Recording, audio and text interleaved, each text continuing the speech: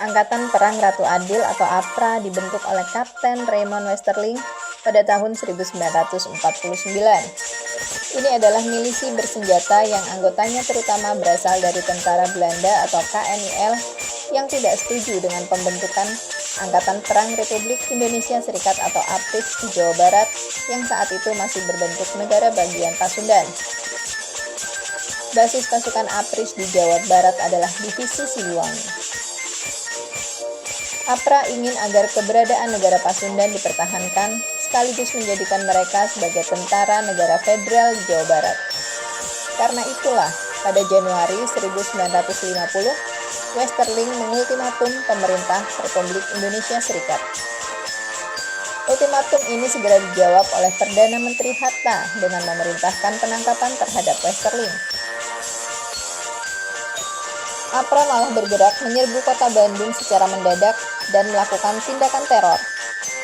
Puluhan anggota APRIS gugur. Diketahui pula kemudian kalau APRA bermaksud menyerang Jakarta dan ingin membunuh antara lain Menteri Pertahanan, yaitu Sultan Hamengkubuwono IX, dan Kepala APRIS Kolonel TB Simatupang. Namun semua itu akhirnya dapat digagalkan oleh pemerintah. Westerling kemudian melarikan diri ke Belanda. Seperti halnya pemberontakan APRA di Bandung, peristiwa Andi Aziz berasal dari tuntutan Kapten Andi Aziz dan pasukannya yang berasal dari KNIL terhadap pemerintah Indonesia agar hanya mereka yang dijadikan pasukan APRIS di negara Indonesia Timur. Ketika akhirnya tentara Indonesia benar-benar didatangkan ke Sulawesi Selatan dengan tujuan memelihara keamanan, hal ini menyulut ketidakpuasan di kalangan pasukan Andi Aziz.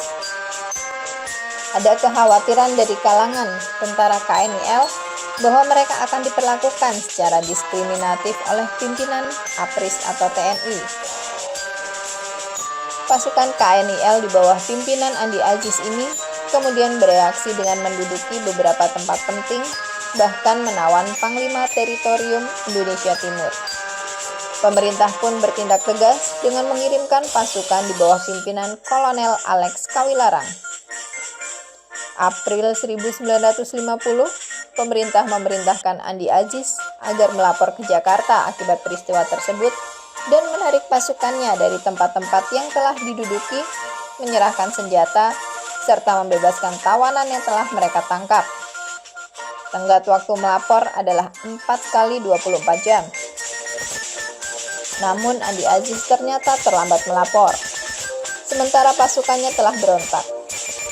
Andi Aziz pun segera ditangkap di Jakarta setibanya ia ke sana dari Makassar. Ia juga kemudian mengakui bahwa aksi yang dilakukannya berawal dari rasa tidak puas terhadap APRIS. Pasukannya yang memberontak akhirnya berhasil ditumpas oleh tentara Indonesia di bawah pimpinan Kolonel Alex Kawilarang.